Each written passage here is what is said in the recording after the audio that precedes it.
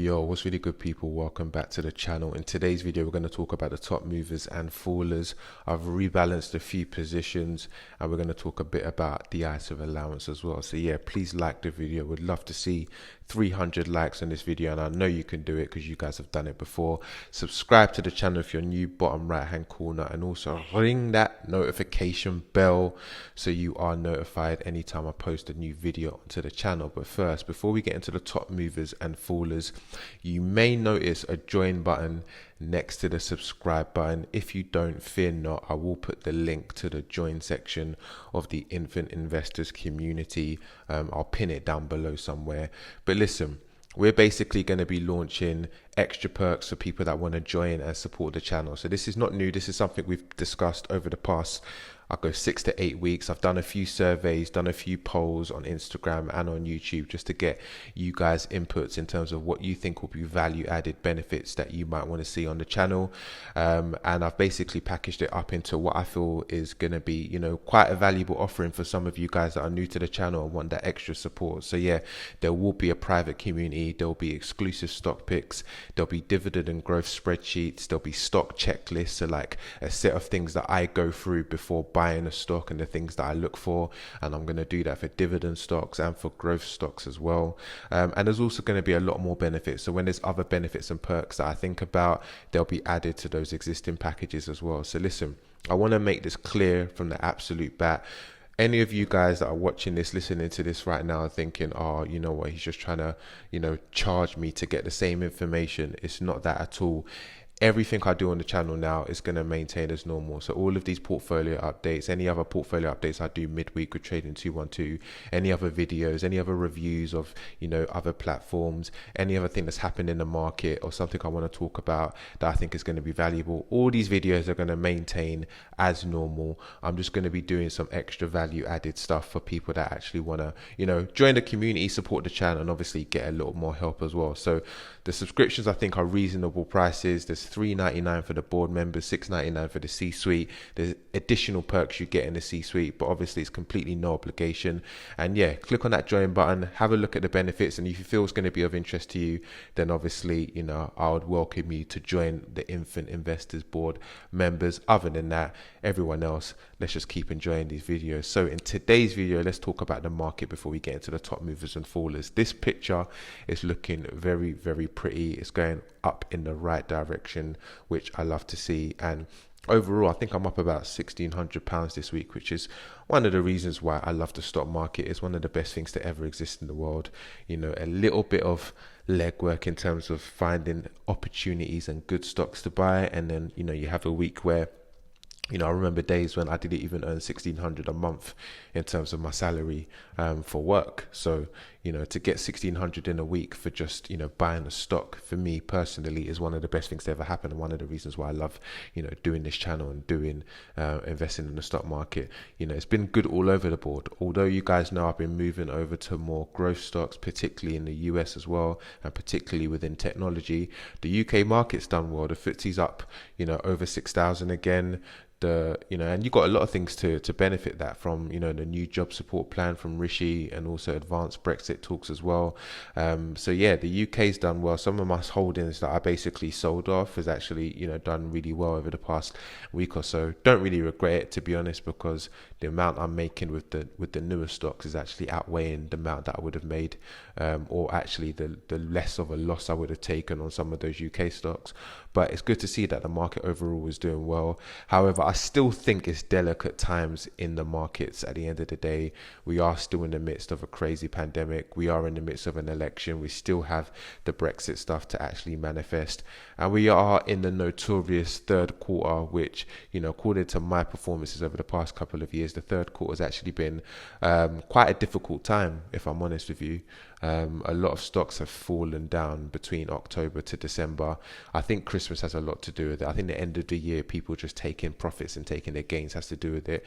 So yeah, you have to be in it for the long term, and you have to, just be be mindful that, you know, this next 3 months might be quite difficult. It's not always going to be as pretty as what you can kind of see it to be now, or I guess just my portfolio speaking. But who knows what's going to happen? You know, I'm looking at, you know, some of the stocks on my watch list, and they've been doing, you know, exceptionally well this week. Lemonade as a prime example, 16.52% up this week.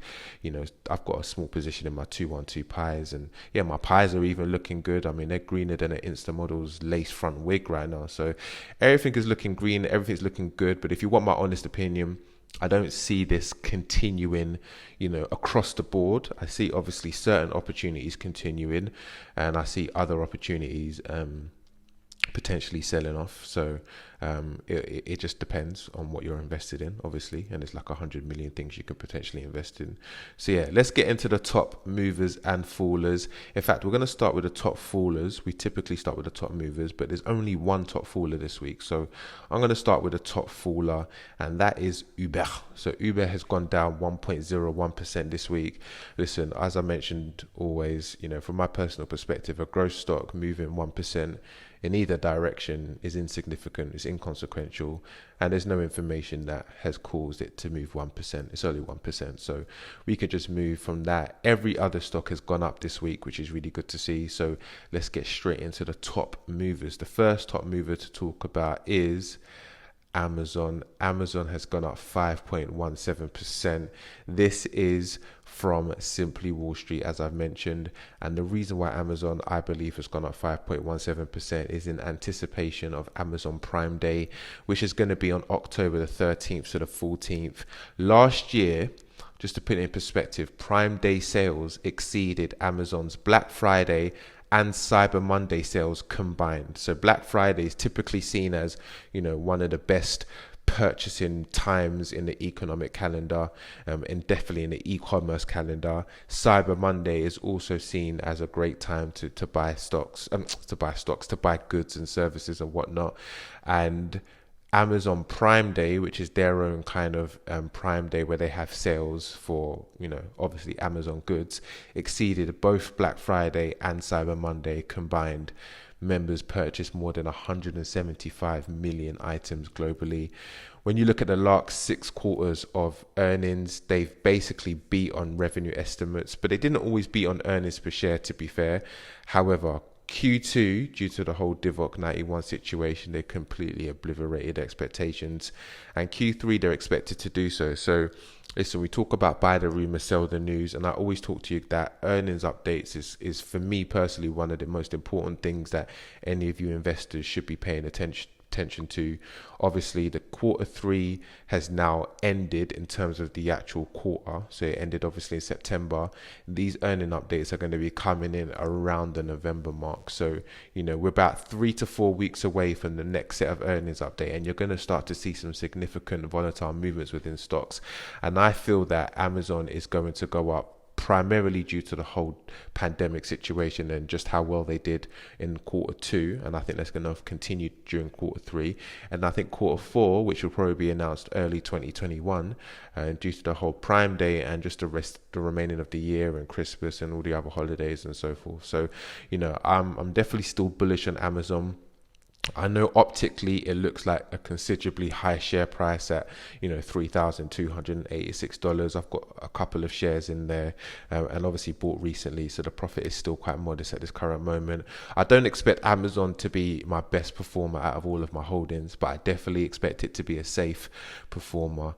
And this is what I'm talking about, certain safe growth stocks that I thought it would just continuously grow and beat the market, and continuously do well over the next, you know, 3, 5, 10, and whatever horizon that I'm actually looking at for the stock. So yeah, I probably expect Amazon to go back to its original highs of around 3.435, I think it was, 3.531 you can see here, around September. So I think it could potentially go back to them highs by the end of the year, which will be obviously advantageous for me.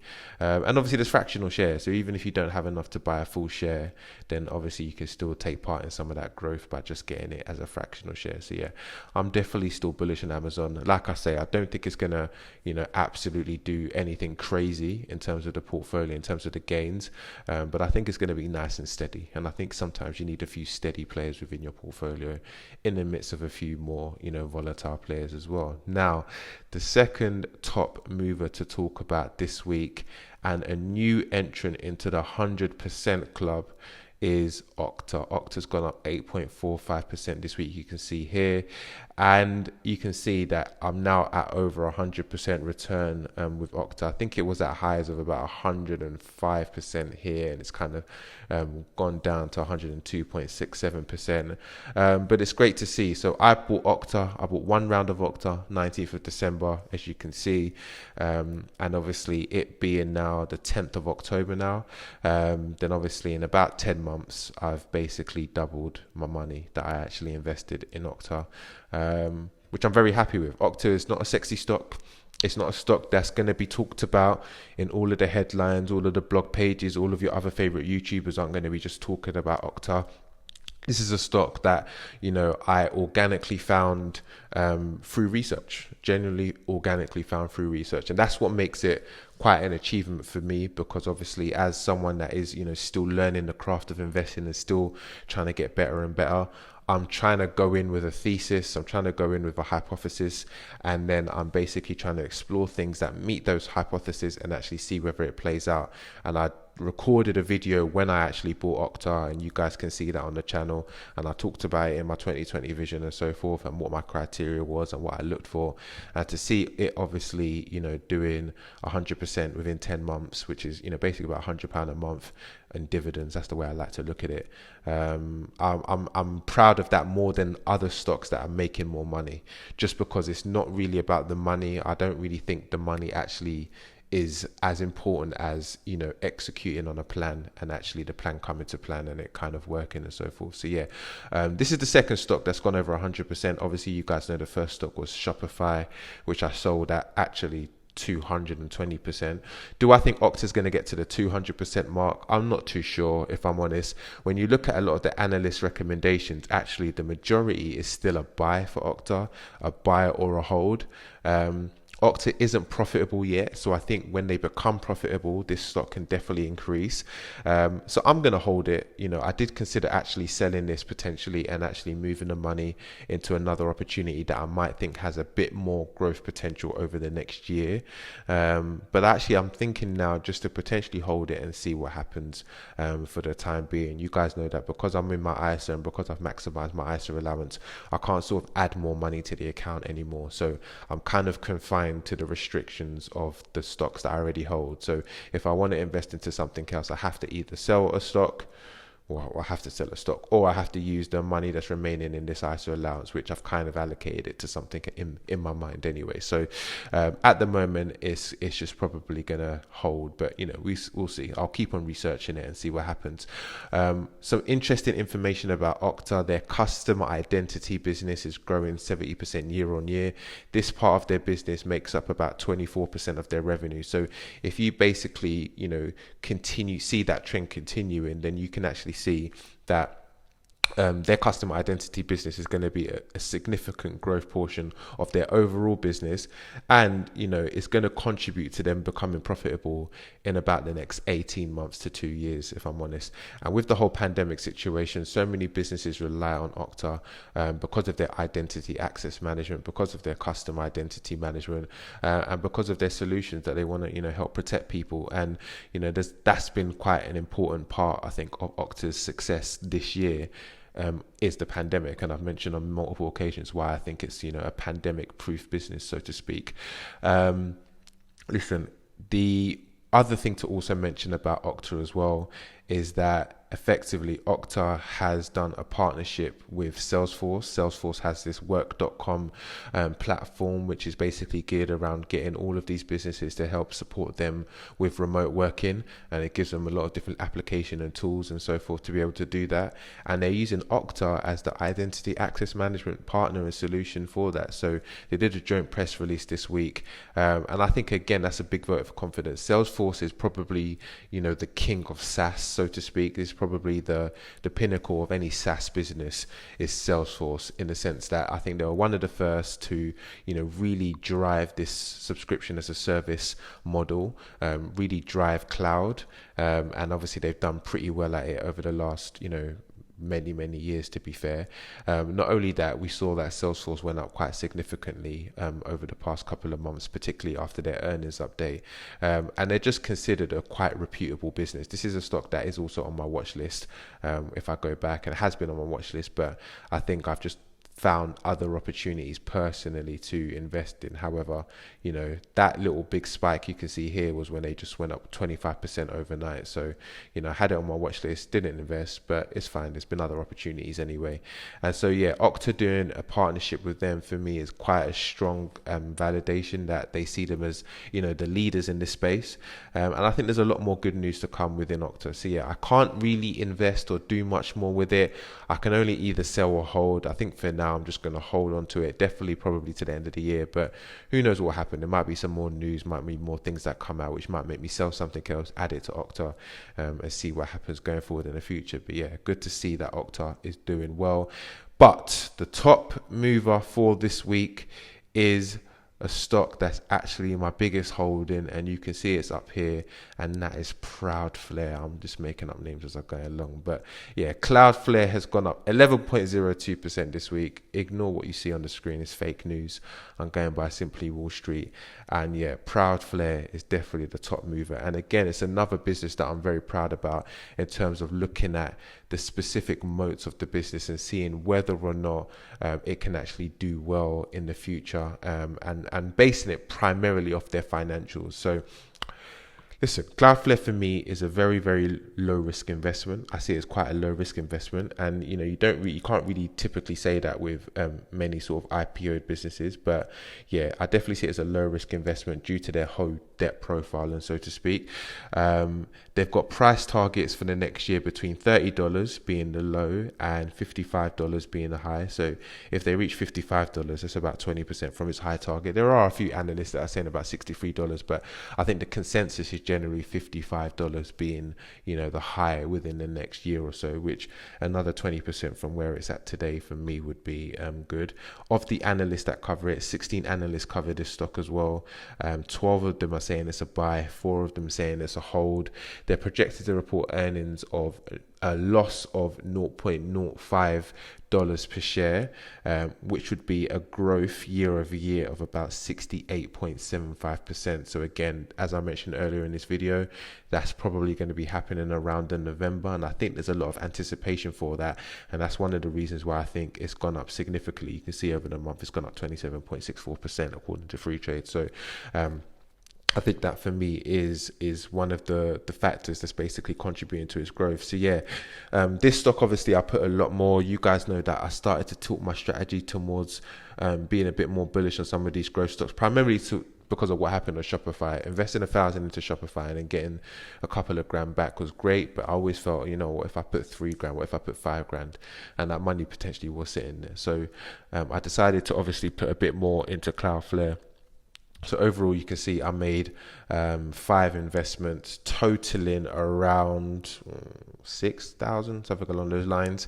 And so now, obviously, you know, I'm up 16%, primarily due to the performances over the past couple of weeks. You know, before that, Cloudflare was in a loss for since I bought it. To be fair, so since I bought it back in August, it's pretty much always been in a loss.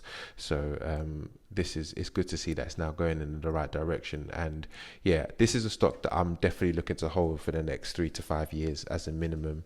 I definitely see it has a strong, again, similar to Okta, due to the whole pandemic situation, a lot of businesses rely on Cloudflare. They've got 25 million websites that they look after. So a lot of the services that you use, you probably don't realize that they've got some form of subscription or package with Cloudflare, whether it's to protect against DDoS attacks, or whether it's their CDN service, or whether it's their analytics tooling. Typically speaking, the majority of websites that you go on have some form of potential subscription, or they're giving some form of revenue to Cloudflare in some meaningful way. So I think just due to their dominance and due to that, I think expanding, I think, Cloudflare is, for me, again, what I would hopefully consider quite a relatively low risk, safe investment that is going to do well in the future. I'm kind of modeling it against the AMD. So I kind of hope that it will do an AMD-ish like performance over the next 5 years, which you could see AMD going up over 4,000% here. So that's my kind of hypothesis with that. Will it work out? Who knows? We'll see. But I will continuously obviously monitor this stock. But yeah, I'm happy to see that Proudflare is definitely the top mover for this week, and we'll see if it continues. But I have a strong suspicion it will continue, because if they do beat their earnings estimates, then I actually think it's going to do well. Last time they actually beat their earnings estimate and the stock went down. I'm sure you guys remember I did a few videos on earnings estimates being beaten and actually the stock going in the wrong direction, and I think that's typically because people were buying because of they anticipated the earnings. So by the time the earnings announcement came out, actually people, mainly traders, were probably just taking that money, and I think that's mainly hedge funds and traders doing that. So I probably expect it to rally up until November, and then we shall see. But it'll be interesting to basically see what happens there. Now, as I mentioned at the beginning of the video, I did a bit of rebalancing of the portfolio. So what I basically done is I sold a little bit of Uber. This was actually before it started to drop. So this was actually when it was going up this week. So you can see that if you look at the 7-day, there was a time when it was actually going up. Actually, this graph doesn't help in any way, shape, or form. Anyway, it was going up this week. I sold while it was doing well, and then I actually moved some of that money that I basically sold into that I basically sold, and I bought a bit more Virgin Galactic, primarily because I just feel that although it's slightly riskier, I feel like Uber, because of their legislation problems and everything that they're basically going through, I feel like they're going to have a tougher time. So I felt that actually there's probably a bit more opportunity between now and April with Virgin Galactic than there is for Uber.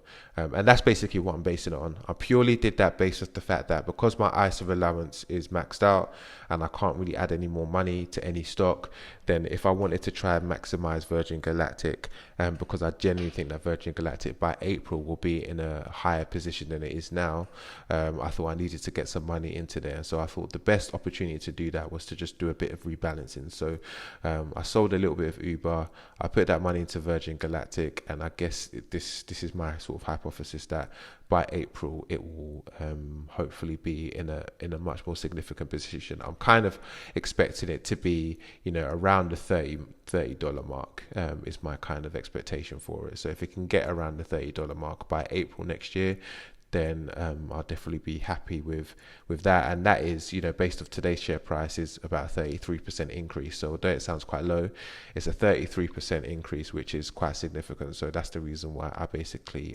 made that play and made that call. So because of that, I added about an extra couple of £100 that I already had in my ISA allowance. It means that I've got £1,500 basically remaining. And of that £1,500, one of two things is basically going to happen. Either it's all going to go into Virgin Galactic again. If it goes into the red, I might just basically buy Virgin Galactic and just call it a day on that. Or alternatively, the only stock that I might potentially look to fully sell and fully get rid of would be Uber. It wouldn't be Legal & General or Lloyds or Sentiment or any of the UK stocks. I think I've done enough of that.